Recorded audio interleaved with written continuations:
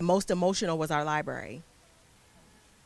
And I sat in my car just praying, like, God, I don't know if I can do this, because that was all of our pictures, awards, report cards. I'm one that kept all my report cards and class pictures from teaching.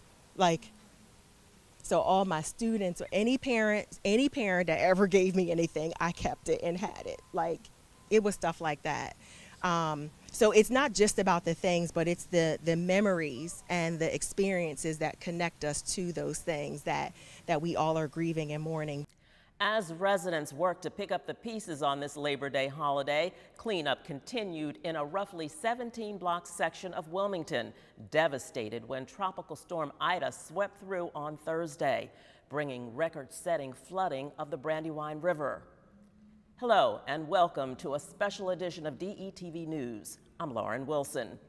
It was no Labor Day off for flood victims. Tamika Cowick, who lives on the corner of 14th Street and Heald, saw water rise on Thursday morning 3/4 of a way up her front door.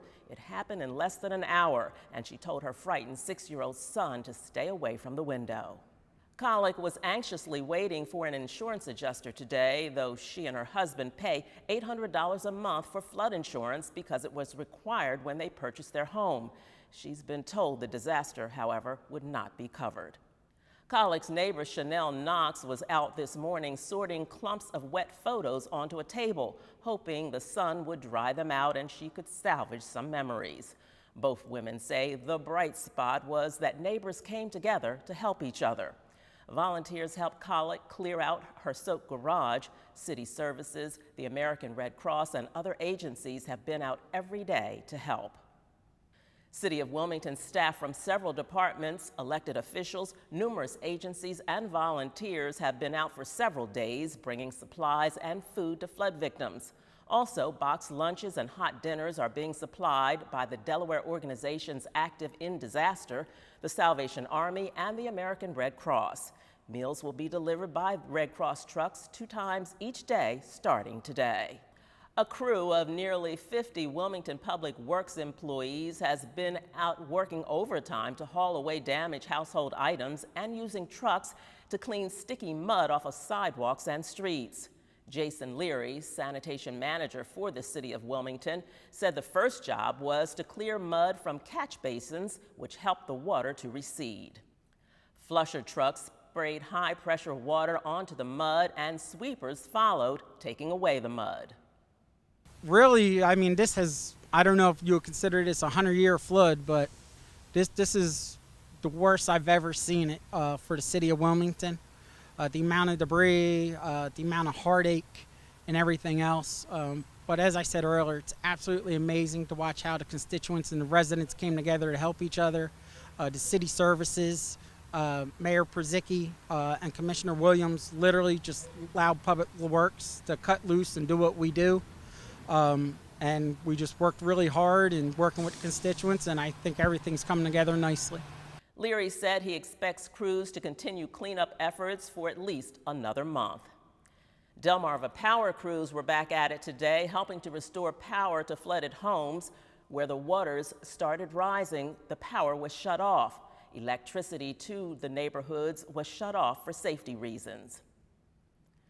Leary said Delmarva restored power in 44 homes on Sunday. City officials estimate 250 homes were affected by flooding. In more numbers reflecting the damage caused by Ida, Leary said work crews cleared away 120 tons of debris and household items as of today and are still waiting for many affected businesses to clean out their properties. While streets are beginning to look cleaner, about 150 flooded out cars have been towed away from the area. Residents have been advised by AAA not to try to start or drive a flood damaged vehicle. Do not start the car if you think it's been flooded.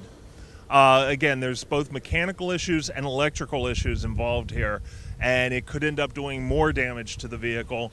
Could also spark a fire. There's just a lot of things that could go wrong if you try to start the car and it has suffered some flood damage. The flooding brought on by Ida was unprecedented in Wilmington and throughout the Northeast, but Grant said it points to the need for homeowners to prepare for such a disaster. Because you're making a monthly payment for your car insurance, home insurance does not necessarily mean that you're covered for flood insurance. So you want to make sure that that part is covered. Secondly, you want to go ahead and take photographs and video of all of your belongings.